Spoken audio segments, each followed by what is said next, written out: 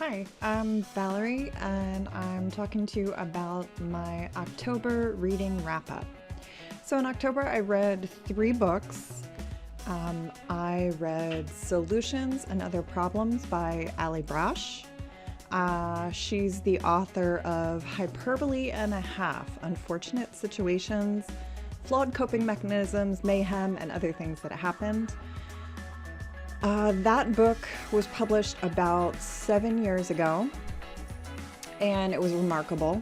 And things that happened to the author in the 7-year span between her first book and her second book include her divorce, crushing depression, the suicide of her sister, surgery, and some serious health issues. So, boy, she's had quite a time of it. She touches on all of these issues in her most recent book, Solutions and Other Problems. I have to say that I found it to be a little more challenging of a book or graphic memoir as it is.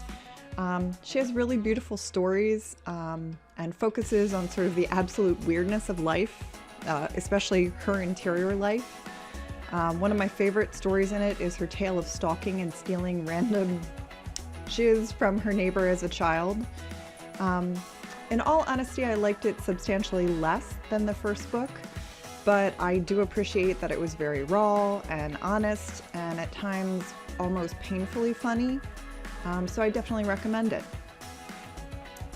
My favorite quote from it is, "Sometimes all you can really do is keep moving and hope you end up somewhere that makes sense." And I think this has been a year about that for most of us. The second book I read was The Haunting of Hill House from Shirley Jackson. This was a book club book, and I have watched the various movies and Netflix series about this, and it's sort of easy to get those sort of clouded up in my head, which frankly I preferred the series to the book itself. I listened to the book in an audiobook format. And if you're not familiar with the story, in terms of a synopsis, 6 people gather in a ghastly old house with a really grim reputation. First, it starts with 4, a professor who's looking to investigate paranormal activity. The second is a woman of leisure. Her name is Theodora, or Theo as she goes by. And she really seems like she's there because she has nothing better to do and she had a spat with her roommate. There's also the future heir to the home, Luke, and an unstable, insecure young woman named Eleanor, who was recently the caretaker of her sort of demanding invalid mother up until most recently. Eventually, the 4 are joined by the professor's abrasive wife, who fancies herself a spirit communicator, and the sort of weirdo bachelor friend of the professor's wife, who's an amateur ghost hunter as well. The setting and perhaps the house knock Eleanor sort of off her moorings, loose of her moorings, with a series of events and a series of thoughts that may or may not be happening in or out of one or more of the characters' imaginations. The author Shirley Jackson does a really good job with the quality of sort of unreality and uncertainty of whether events were actually happening or not. I mean, it definitely sets the stage, though in all honesty, after a time it wore on me. I also had my problem of not really liking any of the characters, and after a while I sort of was hoping the house would just get them all. So I can definitely appreciate that the author was skillful with the sort of disorienting nature of the setting. Shirley Jackson is also a really gifted writer. A great quote from it is, "Hill house, not sane, stood by itself against its hills, holding darkness within. Silence lay steadily against the wood and stone of Hill house, and whatever walked there walked alone." So really kind of beautiful poetic language. The book proposes certainly some interesting concepts. Again, it's artful in its language. And maybe again, sort of the current context that I'm reading it in, we're sort of living in a sort of dystopian situation at the moment. So I was perhaps less accepting of its ambiguities, as I'm surrounded by so many of my own. The third book that I read was You Are a Badass by Jen Sincero. And if you're not familiar with Jen Sincero's sort of self-help franchise, she's got a whole series of badass books. The sort of negatives that I found with the book, some sections border on sort of blaming the victim. The philosophy like asking yourself when something awful happens to you, why did this happen? How was I involved? Why did I attract this to myself? Is obviously problematic if your issues are deeper than insecurity. There's sort of some tones of toxic positivity and glossing past real social, psychological, and situational issues that a positive mindset is not going to cure. And again, 2020 is rife with some real context for those. Repetitive, sort of recycled content was throughout the book.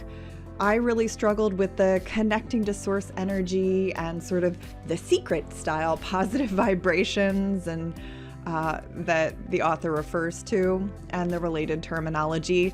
Though honestly, a lot of it reminded me of other tropes, like in The Happiness Advantage, where Sean Achor teaches how gratitude can help us to begin tracking and looking for the positive around us. So that makes sense to me, in contrast with saying the law of attraction, focusing on what makes you feel good will bring more of that feel good to you, seems a little hokey in contrast. Or in Jen Sincero's words, you need to raise your frequency to match the vibration of the one you want to tune into.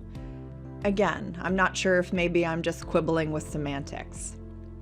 I may be old school, but I don't endorse some of the sentiments like maxing out your credit cards or buying vehicles that you may or may not be able to afford, just sort of betting that you're going to be able to afford them and that you'll rise to the challenge. That seems like crazy talk to me. On the pro side, I did a lot of underlining in the book, so there were a lot of things that I feel like I needed to hear at that moment.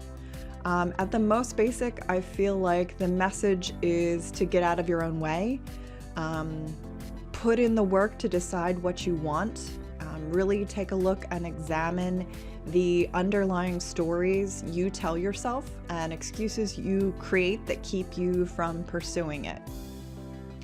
And look for opportunities to move towards the goals and the direction once you've decided what that is.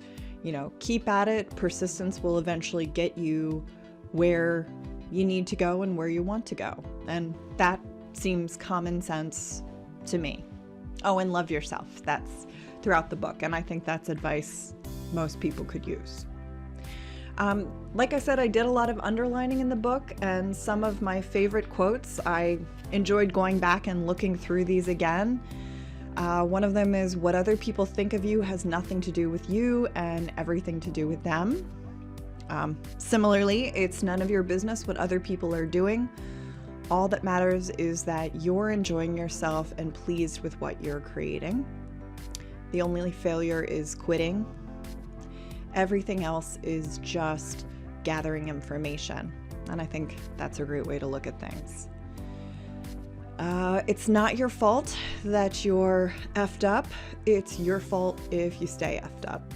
And I think that's pretty practical advice as well. Your reality is created by what you focus on and how you choose to interpret it. And I mean, that's sort of all in the attitude and mindset being a huge contributing factor to what's going on. So overall, I thought this book was worth reading. Like I said, I feel like you kind of take what you need from it and examine if maybe you're getting hung up on semantics for some of it, if the underlying sort of philosophies do make sense. So as always, I'm interested to hear if you've read any of these, if you liked them or didn't like them, what your thoughts are. If you have any recommendations, love to hear them. So if you liked this video, give me a like on YouTube. Feel free to share it, subscribe, and hit the bell so you never miss new content. Thanks for watching.